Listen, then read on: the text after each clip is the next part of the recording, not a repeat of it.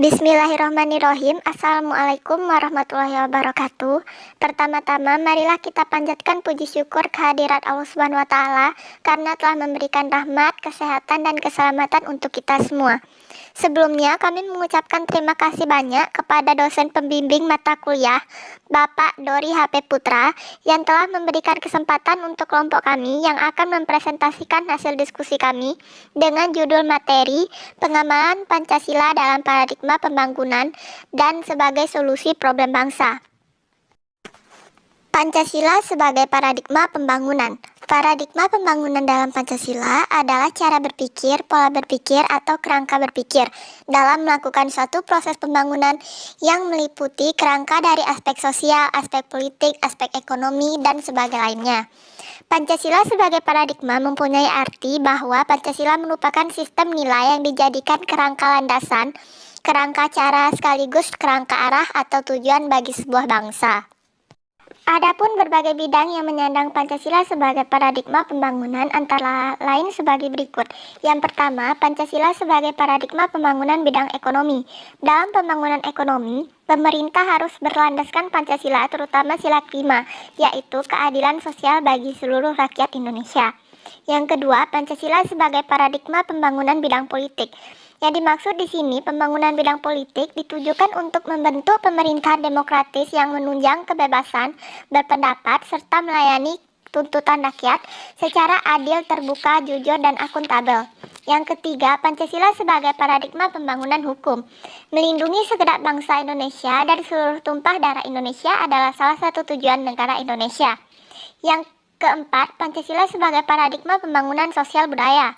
Pembangunan sosial budaya harus mampu meningkatkan harkat dan martabat manusia, yaitu menjadi manusia yang berbudaya dan beradab. Yang terakhir, yaitu Pancasila sebagai paradigma pertahanan keamanan. Pancasila sebagai paradigma pembangunan pertahanan keamanan berarti bahwa sistem pertahanan keamanan dilakukan oleh rakyat Indonesia sendiri yang berperan dalam menjaga Pancasila sebagai paradigma pertahanan keamanan. Pancasila sebagai paradigma pembangunan pertahanan keamanan berarti bahwa sistem pertahanan keamanan dilakukan oleh rakyat Indonesia sendiri yang berperan dalam menjaga pertahanan dan keamanan suatu negara, yaitu negara Indonesia. Poin yang kedua, Pancasila sebagai solusi problem bangsa. Nilai-nilai Pancasila yang pertama, nilai ketuhanan. Bangsa Indonesia menyatakan kepercayaannya dan ketakwaannya terhadap Tuhan Yang Maha Esa. Yang kedua, nilai kemanusiaan. Mengakui dan memperlakukan manusia sesuai dengan harkat dan martabat sebagai makhluk Tuhan Yang Maha Esa. Yang ketiga, nilai persatuan. Mampu menempatkan persatuan, kesatuan, serta kepentingan dan keselamatan bangsa dan negara. Yang keempat, nilai kerakyatan. Tidak boleh memaksakan kehendak orang lain. Yang kelima, nilai keadilan. Mengembangkan perbuatan yang luhur yang mencerminkan sikap dan suasana kekeluargaan dan kegotong royongan. Faktor penyebab problem bangsa. Yang pertama, kemiskinan. Hampir di setiap sudut ditemukan pemukiman kumuh. Ada sekitar 30 juta rakyat Indonesia yang hidup sangat miskin. Yang kedua, korupsi. Negara kita pada dasarnya memiliki kekayaan atau dana yang cukup untuk mensejahterakan rakyatnya. Namun dikarenakan negara ini dikerumuni oleh para koruptor, sehingga uang negara terbuang sia-sia. Yang ketiga, penegakan hukum yang lemah.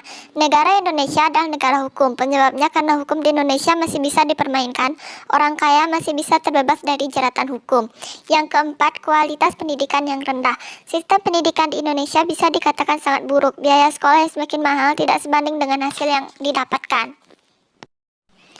Pancasila sebagai solusi problem bangsa seperti korupsi. Korupsi adalah mencuri atau tindakan pejabat publik, baik politis maupun pegawai negeri serta pihak lain yang terlibat dalam tindakan itu yang secara tidak wajar dan tidak legal menyalahgunakan kepercayaan publik yang dikuasakan kepada mereka untuk mendapat keuntungan sepihak. Faktor yang menyebabkan terjadinya korupsi yaitu faktor ekonomi. Selain rendahnya gaji pegawai, banyak aspek ekonomi lain yang menjadi penyebab terjadinya korupsi. Di antaranya adalah kekuasaan pemerintah yang dibarengi dengan faktor kesempatan bagi pegawai pemerintah untuk memenuhi kekayaan mereka dan kronisnya harta mereka. Yang kedua, kerusakan dari jeratan hukum. Yang keempat, kualitas pendidikan yang rendah. Sistem pendidikan di Indonesia bisa dikatakan sangat buruk. Biaya sekolah yang semakin mahal tidak sebanding dengan hasil yang didapatkan. Pancasila sebagai solusi problem bangsa seperti korupsi. Korupsi adalah mencuri atau tindakan pejabat publik, baik politis maupun pegawai negeri serta pihak lain yang terlibat dalam tindakan itu yang secara tidak wajar dan tidak legal menyalahgunakan kepercayaan publik yang dikuasakan kepada mereka untuk mendapat keuntungan sepihak. Faktor yang menyebabkan terjadinya korupsi yaitu faktor ekonomi. Selain rendahnya gaji pegawai, banyak aspek ekonomi lain yang menjadi penyebab terjadinya korupsi. Di antaranya adalah kekuasaan pemerintah yang dibarengi dengan faktor kesempatan bagi pegawai pemerintah untuk memenuhi kekayaan mereka dan kronisnya harta mereka. Yang kedua, kerusakan lingkungan sebagai solusi problem bangsa. Pengawasan dan pengenalan lingkungan hidup dalam pasal 3 Undang-Undang di atas dijelaskan lebih jauh bahwa pengelolaan lingkungan hidup yang diselenggarakan dengan asas tanggung jawab negara, asas berkelanjutan dan berwawasan lingkungan hidup dalam rangka pembangunan. Yang ketiga yaitu degradasi moral atau 4 HAM. Moral adalah istilah manusia menyebut kemanusiaan atau orang lainnya dalam tindakan yang mempunyai nilai positif. Manusia yang tidak memiliki moral disebut amoral, artinya dia tidak memiliki moral dan tidak memiliki nilai positif di mata manusia lainnya. Yang keempat yaitu HAM atau asasi manusia. Yang pertama, hak asasi pribadi, antara lain mengemukakan pendapat, hak memeluk agama. Yang kedua, hak asasi ekonomi, antara lain memiliki sesuatu, hak menjual dan hak membeli sesuatu. Yang ketiga, hak asasi untuk mendapatkan pengayoman dan perlakuan yang sama dalam keadaan hukum dan pemerintahan.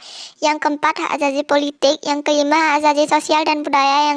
Yang keenam, hak asasi untuk mendapat perlakuan tata cara peradilan dan perlindungan hukum. Yang keenam, radikalisme D2. Faktor penyebab munculnya radikalisme. Yang pertama, faktor sosial politik. Yang kedua, faktor emosi keagamaan. Yang ketiga, faktor kultural. Yang keempat, faktor ideologis anti-westernisasi. Yang kelima, faktor kebijakan pemerintah. Dan yang keenam, faktor internal. Hanya itu yang dapat kami sampaikan. Semoga dapat bermanfaat untuk kita semua. Terima kasih. Wassalamualaikum warahmatullahi wabarakatuh.